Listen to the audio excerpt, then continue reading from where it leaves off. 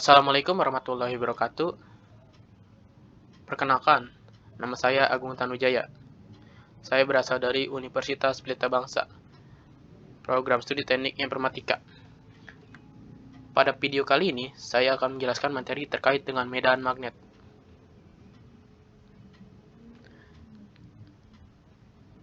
Adapun beberapa poin yang akan saya sampaikan pada video kali ini.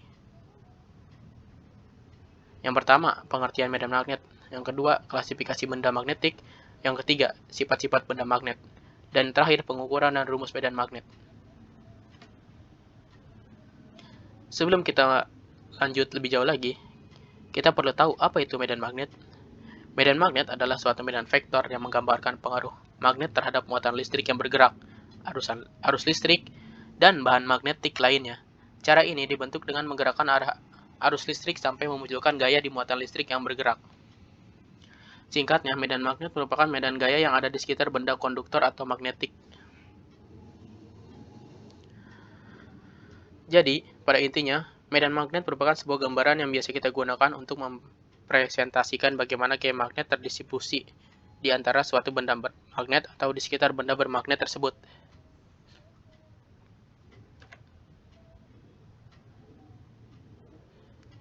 Kita masuk ke materi yang kedua, yaitu klasifikasi pada benda magnetik. Klasifikasi pada benda magnetik ada dua. Yang pertama, bahan magnetik atau ferromagnetik, dan yang kedua, bahan non-magnetik. Bahan magnetik atau ferromagnetik adalah benda yang dapat ditarik dengan kuat oleh magnet. Jika benda jenis ferromagnetik berada dekat dengan magnet, magnet akan menarik benda tersebut. Selain itu, benda yang termasuk bahan ferromagnetik dapat dijadikan suatu magnet. Contoh bahan ferromagnetik adalah baja, besi nikel, dan kobalt. Sedangkan bahan non-magnetik dibagi lagi menjadi dua, yaitu paramagnetik adalah benda yang dapat ditarik dengan lemah oleh magnet kuat, contohnya aluminium, tembaga, platina. Dan satu lagi adalah diamagnetik, adalah benda yang menolak magnet. Benda ini tidak dapat ditarik sama sekali oleh magnet meskipun berada sangat dekat dengan magnet yang kuat. Contoh benda diamagnetik adalah emas, seng, merkuri, dan lainnya. Kita masuk ke materi yang ketiga, yaitu sifat-sifat magnet.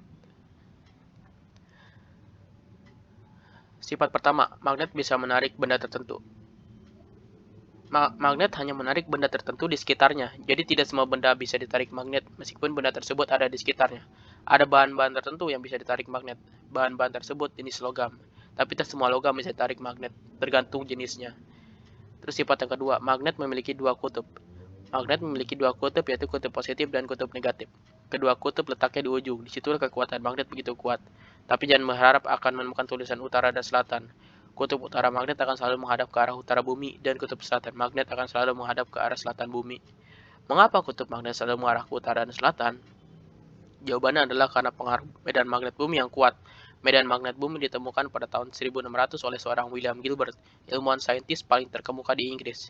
Gilbert berteori bahwa bumi berfungsi sebagai batang magnet raksasa yang mempengaruhi semua benda magnet di bumi. Lalu sifat yang ketiga, kutub yang berbeda akan saling menarik, sedangkan kutub yang sama akan saling tolak menolak. Apa maksudnya? Jika kutub sejenis didekatkan, maka akan terjadi gaya tolak menolak. Sementara jika kutubnya berlawanan, akan terjadi tarik menarik. Misalkan kita dekatkan kutub utara dengan kutub utara, maka akan saling tolak menolak. Lalu sebaliknya, jika kita dekatkan antara kutub utara dan kutub selatan, maka akan saling tarik menarik. Lalu sifat yang keempat, gaya magnet bisa menembus penghalang. Apa maksudnya penghalang? Itu, magnet memiliki gaya yang dapat menembus benda. Jadi meskipun ada logam terhalang oleh kaca atau kertas, namun logam tersebut tetap terkena gaya magnet. Jadi tidak aneh lagi kalau magnet tetap bisa menarik logam meskipun terhalang. Untuk membuktikannya, coba saja kita taburkan sabuk besi di atas kertas, lalu kita taruh magnet di balik kertas. Meskipun terhalang kertas, namun sabuk besi akan bergerak seiring magnet digerakkan. Mau digerakkan ke atas, ke bawah, ke kiri, ke kanan, sabuk besi akan terus mengikuti. Lalu kita masuk ke materi yang terakhir, yaitu pengukuran dan rumus medan magnet. Karena medan magnet merupakan besaran vektor, maka terdapat dua aspek untuk mengukur medan magnet, yaitu dengan menggunakan besarnya dan arahnya. Untuk mengukur arahnya, kita dapat menggunakan kompas magnet. Jika kompas magnet diletakkan di sekitar medan magnet, maka arah jarum kompas akan mengikuti arah medan magnet di titik tersebut. Pada rumus medan magnet, besarnya medan magnet tuliskan dengan simbol B. Sesuai dengan sistem internasional, besarnya memiliki satuan dalam Tesla, yang diambil dari nama Nikola Tesla. Tesla didefinisikan sebagai seberapa besar gaya medan magnet. Jika kita alirkan arus listrik melalui kabel, contohnya dengan menyambungkan ke baterai, maka kita akan mendapat dua fenomena. Semakin besar arus yang mengalir pada kabel, maka akan semakin besar pula medan magnet yang dihasilkan. Demikian juga sebaliknya. Masih dengan materi pengukuran dan rumus medan magnet. Sesuai dengan hukum Ampere, besar medan magnet dihasilkan dapat dihitung dengan rumus, yaitu dengan B sama dengan mu 0 kali I per 2pi R. Dengan keterangan B sama dengan besar induksi magnet, dengan satuan Tesla, I sama dengan besar arus listrik, atau satuan Ampere, A jarak titik ke kawat, meter, dengan satuan meter, mu 0 sama dengan permeabilitas magnet, 4pi dikali 10 akar min 7, dan N jumlah lilitan, dan R jarak, di mana I adalah besar arus listrik, R jarak dari kabel, dan mu 0 merupakan konstanta permeabilitas. Lalu kita akan masuk ke contoh soal dan pembahasan.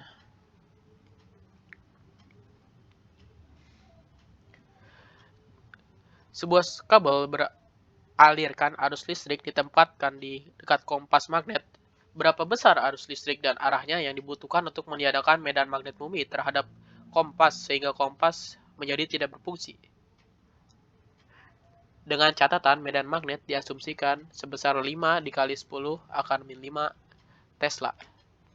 Jadi pembahasannya kita perlu menggunakan rumus, yaitu B sama dengan mu 0 kali I per 2pi R. Tapi sebelum itu kita harus mencari I-nya dulu. Bagaimana kita mencari I-nya?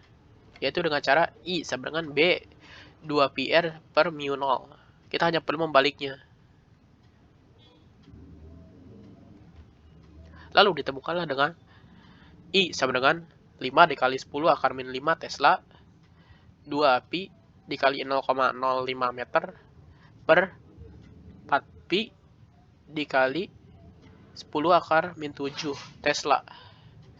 Lalu kita akan menemukan jawabannya adalah I sama dengan 12,5 ampere.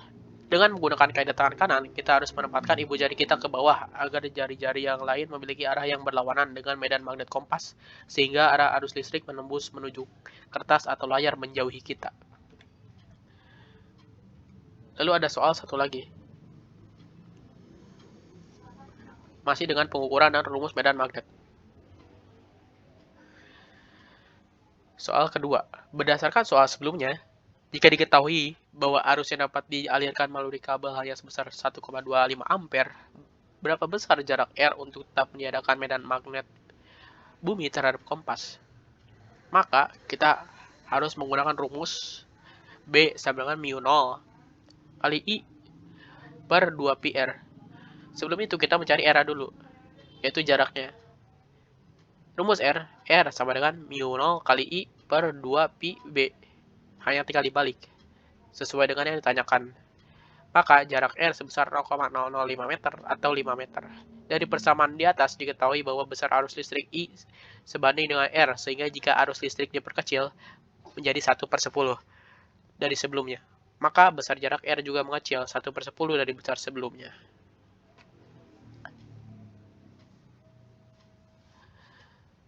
Sekian materi magnet yang saya sampaikan pada video kali ini. Semoga bermanfaat. Kurang lebihnya mohon maaf. Assalamualaikum warahmatullahi wabarakatuh.